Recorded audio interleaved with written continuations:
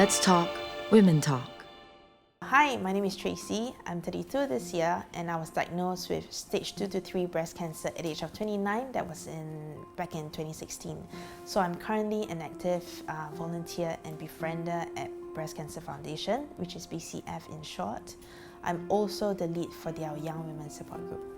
How I found out was based on my auntie. So she was diagnosed with stage 3 breast cancer first. For some reason, I just decided to do a check myself. At the end of the month, that was in August 2016, I found out that I had breast cancer as well.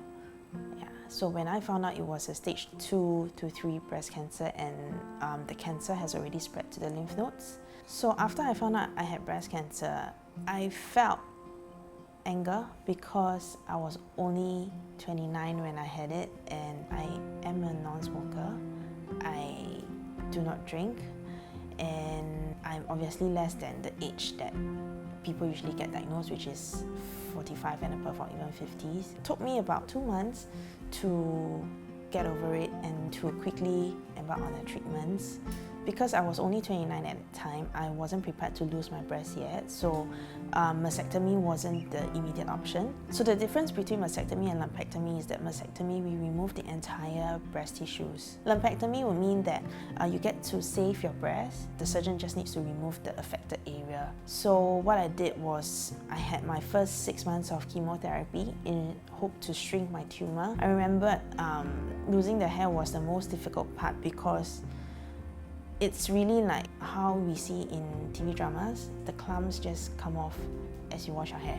I eventually had to scream for my husband, Mike, to actually come into the bathroom to clear away whatever that's on the drain, just so that I don't see it when I dress out in the shower. 6 months down the road, we did our last MRI scan. The doctor actually told me that, on the MRI scan, there is a 1.8 cm mass reflected. And he actually explained to me that, if he were to remove the margins of the tumor, 1 cm on each side, so up, left, right, up and down, it's as good as 4 cm gone. So that's why eventually I actually did a mastectomy instead. One of the things that went through my mind when I was diagnosed is the guilt and responsibility as well. We want to support our parents, but because of this diagnosis, I wasn't able to do that and they have to make sure that I'm okay, which I don't think it's fair for them.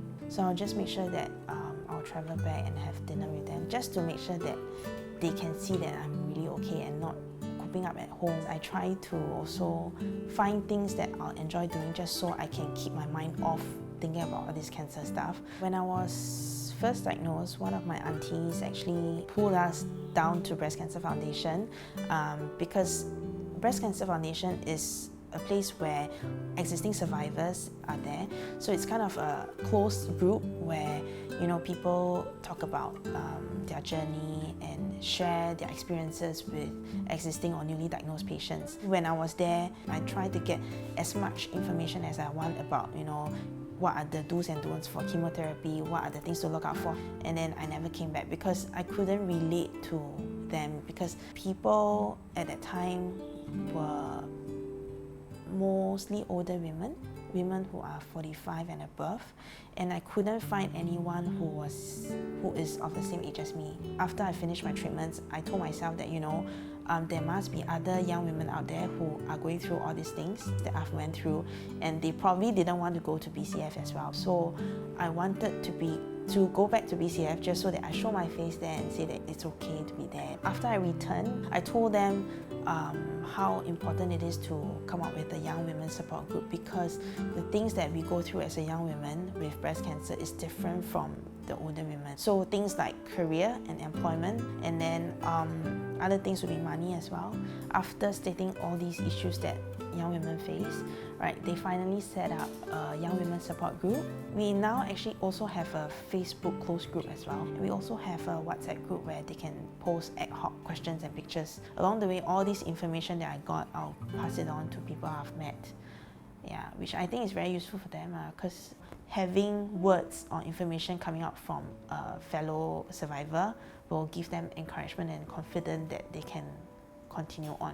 My main message to young women out there would be that breast cancer can happen to anyone. It happened to me it can happen to you too. It's not about the age, it's not about what you eat and all that. No one has answer to how one can get breast cancer. So you need to do your self-checks. Doesn't matter what age you are, as long as you have breast, you need to do that. For newly diagnosed patients, I want you to know that you will survive this ordeal. You just need to think positive and you'll get through this. And you'll turn out stronger and more confident.